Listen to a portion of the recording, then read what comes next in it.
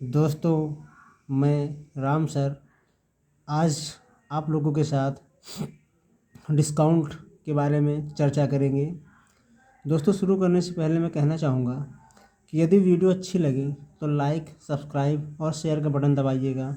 और हाँ, बगल में बेल आइकन का बटन भी उसे भी दबा दीजिएगा, क्योंकि जो अगला वीडियो बनाए वो आप तक ज़रूर पहुँचे।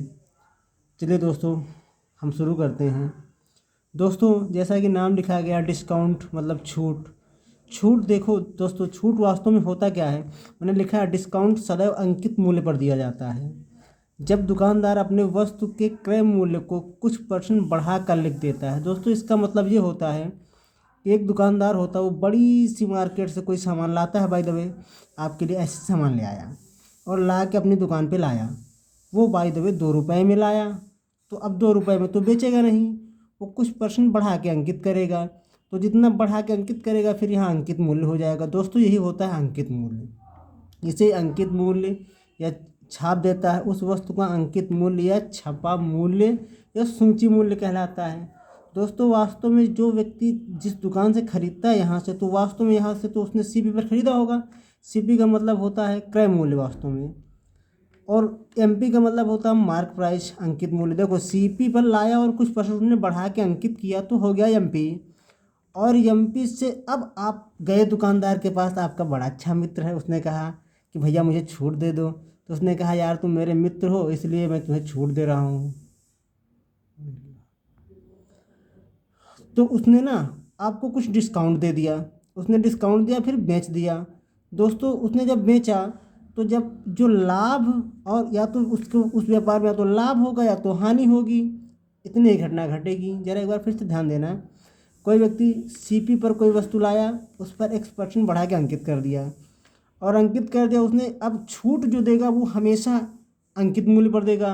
अंकित मूल्य पर उसने छूट दिया, उसके बाद वो बन गया एसपी। अब उसने बेच दिया। अच्छा, जो लाभ और हानि की गणना होती है ना, वो हमेशा सीपी पर ही की जाती है। आप लोगों को पता होगा, पढ़ रखा होगा। दोस्तों, नहीं पढ़ा तो हम आगे आप इसके बारे में डिस्कशन करेंगे। अब जानते हो दोस्तों, मैं एक सवाल आपके सामने रख रहा हूँ। एक दुकानदार अपने अपने वस्तु के क्रय मूल्य को 60% बढ़ाकर अंकित करता है और 20% की छूट देता है। तो ज्ञात करो व्यापार में कितने प्रतिशत का लाभ अथवा हानि हुई। दोस्तों, इस क्वेश्चन को ना पहले मैं ट्रेडिशनल मेथड से बनाऊंगा, जैसे मेथड नंबर 1 में डाल रहा हूँ। अच्छा, माना माना कि आपका जो क्रय मूल्य था, दोस्तों, जो आपका क्रय मूल्य था, वह क्रय मूल्य जो था वह था 100% रहा होगा क्रय मूल्य। फिर उसने जब अंकित मूल्य, उसका जो अंकित मूल्य रहा होगा, अंकित मूल्य, ध्यान से देखना मेरी बात को, अंकित मूल्य, अच्छा वह ना 60% बढ़ाकर अंकित करता है। ये बताओ, किसी वस्तु का मूल्य 100% रहा, उसने 60% बढ़ा दिया, तो 160 ना हो जाएगा? अरे बोलो हाँ।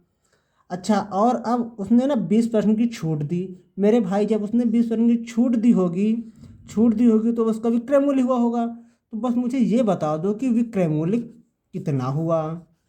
बोलो, विक्रय मूल्य कितना हुआ? तो आप कहोगे सर उसने ना 160 में ना 20% की छूट दे दी। तो 20% की छूट दी, 2 जीरो से ये 2 जीरो कट गए, 16 दूनी 32। अच्छा, ये बताओ, उसने ना 16%, 16 दूनी 32, उसने ना 32 रुपये की छूट दी। अच्छा, ये बताओ, जब अंकित मूल्य 160 था, उसने छूट दी 32 की, तो वास्तव में उसका जो विक्रय मूल्य कितना होगा? तो आप कहोगे सर 160 में ना आप ना 32 घटा लो तो आ जाएगा आपका 128। हाँ जी। अच्छा, ये बताओ, 128 तो आपका आ गया विक्रय मूल्य, ठीक है। अच्छा, जब 128 आ गया आपका विक्रय मूल्य, आप कोई चीज़ 100 की खरीदते हो, 128 की बेचते हो, तो आपका लाभ कितना हुआ? बताओ। तो आप कहोगे सर जो लाभ हुआ ना वो 28% का हुआ है। वो लाभ जो है वो 28% का हुआ है। अच्छा, यहाँ पर ना आप एक चीज़ और कर सकते थे भाई। 160 में अगर आपको 20% की आपने छूट दी है, अच्छा आपने 20% की छूट दे दी है, तो आप ना उसे 80% में ना बेचोगे? अरे बोलो हाँ। तो एक जीरो से एक जीरो कटा और इस जीरो से जीरो कटा, 16 अट्ठे 128 होता है मेरे भाई। मतलब जो वस्तु आपने 160 मार्क प्राइस था ना, उसको ना 128 आपने खरीद लिया। अब 128 में खरीदा तो आपको लाभ कितना हुआ, आपको लाभ कितना हुआ आपको पता है। लाभ बराबर होता है विक्रय मूल्य और माइनस का क्रय मूल्य। बोलो हाँ। तो विक्रय मूल्य कितना है आपका 128 है और जो क्रय मूल्य है वो 100 है, तो होगा 28% का लाभ होगा।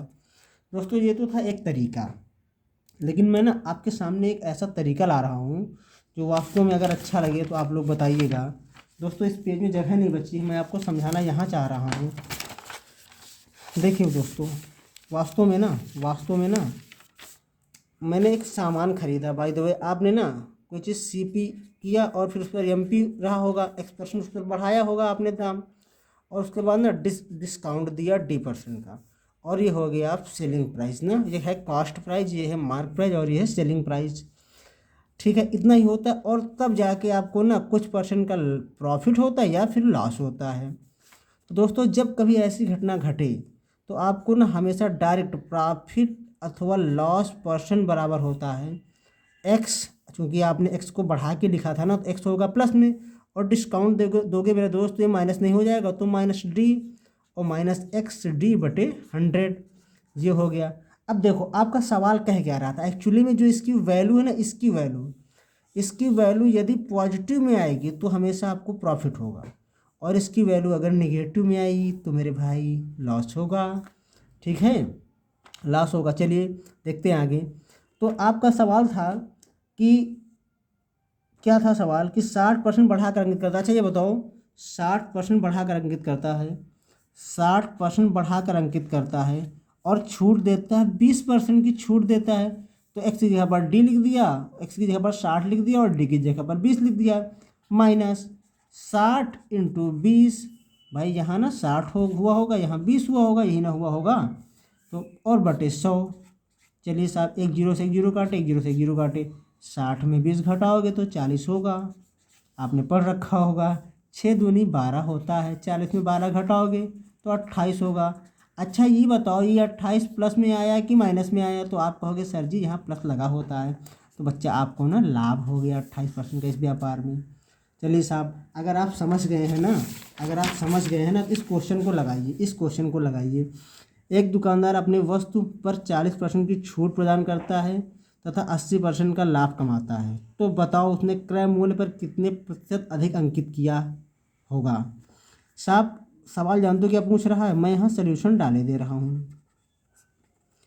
सीपी एमपी है ना और एसपी, इससे ना x% उसने बढ़ाया होगा और फिर आपको ना d% डिस्काउंट दिया होगा, फिर आपको ना लाभ अथवा हानि हुई होगी। हाँ बोलो हाँ। तो जो x% बढ़ाया है ना, ये आपसे पूछ रहा है, और जो डिस्काउंट दिया है ना वो आपको दिया है 40% का, और जो प्रॉफिट हुआ है ना वो आपको हुआ है 80% का।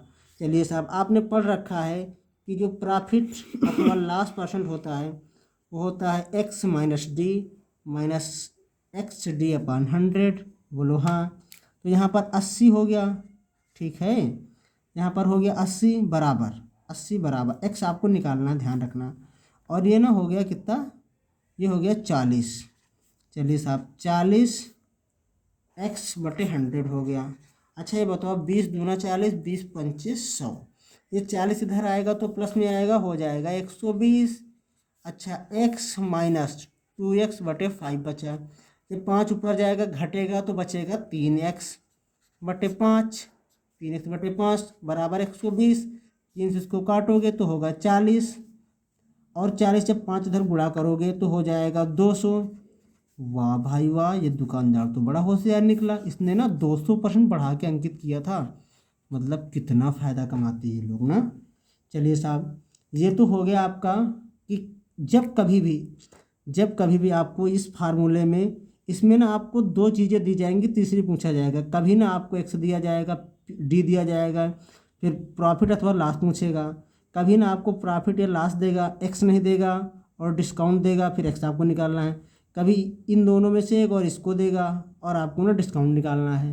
हमेशा आप इस फार्मूले का उपयोग करोगे, आपका आंसर ना बहुत जल्दी आएगा, विदिन सेकेंड आएगा। चलिए साहब, मैं आपसे छोटी सी एक बात और डिस्कस करना चाहता हूँ कि टाइप 2 है ये, दो क्रमिक छूट के बराबर एकल छूट। तो आप कहते हो कि x + y - xy बटे 100। अच्छा, वास्तव में होता क्या है? जैसे मैंने आपसे कहा कि दो क्रमिक छूट 20% तथा 10% के समतुल्य एक छूट क्या होगी। तो आपका जो सवाल होता है ना, उसको तो आप लगा लेते हो चुटकियों में। चुटकियों में कैसे? बोलो कैसे? आप लगाते हो ऐसे कुछ कि आपका जो इसके एकल छूट होगा ना, इसके एकल छूट जो होगा भाई, आपकी पहली छूट है 20% की और सेकंड छूट कितनी है 10% की। आपको ना जो दुकानदार है ना, पहले 20% देता है, फिर 10% देता है। आप कहते हो ऐसा है साहब, हमको ना एक बार बता दो, हम थोड़ा सा ना जानकारी हमको कम है मैथुआ की, एक बार में बता दो कि क्या छूट दोगे तुम। तो कहता ऐसा है, रुको फिर हम कैलकुलेट करते हैं। 20 10 माइनस 20 × 10 बटे 100। एक जीरो से जीरो काटोगे, एक जीरो से जीरो काटोगे तो 20 10 30 होता है, और 30 माइनस का 2 बराबर 28। ऐसा है ना, हम तुमको ना 28% की एक छूट दे रहे हैं और आप सामान ले जाओ। तो साहब वास्तव में जानते होता क्या, मैं इस पेपर में आपको बताने का प्रयास कर रहा हूँ, ज़रा समझिएगा बात को। आपसे कहेगा कि पहली छूट उसने दी थी 20% की, ध्यान देना, और दूसरी छूट थी आपको 10% की। ठीक है साहब, तो ये दोनों छूट दिया। आपने कहा ना इसको ना मरोड़ के हमको एक छूट बता दो। तो आप कहोगे ऐसा है। अच्छा, ऐसा है कि कोई दुकानदार जब अंकित मूल्य करता है तो आप किसी भी चीज़ को हमेशा 100% मानते हो? बोलो हाँ। तो आप गए दुकानदार के पास, आपने कहा कि उसने 100% अंकित कर रखा है। आपने कहा ऐसा है साहब, हमको ना ये सामान दे दो। तो उसने कहा इतने की है, तो आपको उसने कहा 100% की है। तो आपने कहा मुझे छूट दो कुछ। तो उसने कहा 20% की मैंने आपको छूट दे दिया। अच्छा, 20% की उसने छूट दी तो बेचेगा कितने पे? तो आप कहोगे 100 में 20 की छूट दिया तो बेचेगा 80% में। ठीक, अब तब तक आपकी ना वाइफ आ गई, वो बोली 20% का है और लो छूट। तो अब दुकानदार कहेगा अरे अब तो देना ही पड़ेगा भाई। उसने कहा चलो अच्छा 10% की हम और छूट दिए दे रहे हैं। अच्छा ये बताओ, 10% की उसने छूट दी तो बेचेगा कितने में? तो आप कहोगे सर 90% में बेचेगा। तो चलो 90 में बेचेगा। अब जरा इसको काटा जाए। ई 0 से ई 0 कटा, ई 0 से ई 0 कटा, 2 0 से 2 0 कटा, कितना हो गया? 8 9 72। देखो 72 में तो उसने बेचा, 100 की सामान थी, 100 की सामान थी और 72 में उसने बेच दिया। तो आपको छूट कितना मिला मास्टर साहब? तो आप कहोगे कि 100 की सामान 72 में बेचा तो आपको मिला ना 28 रुपये, 28% की छूट मिली। ये है आपका आंसर। चलिए दोस्तों, आज के लिए इतना ही। कैसा लगा?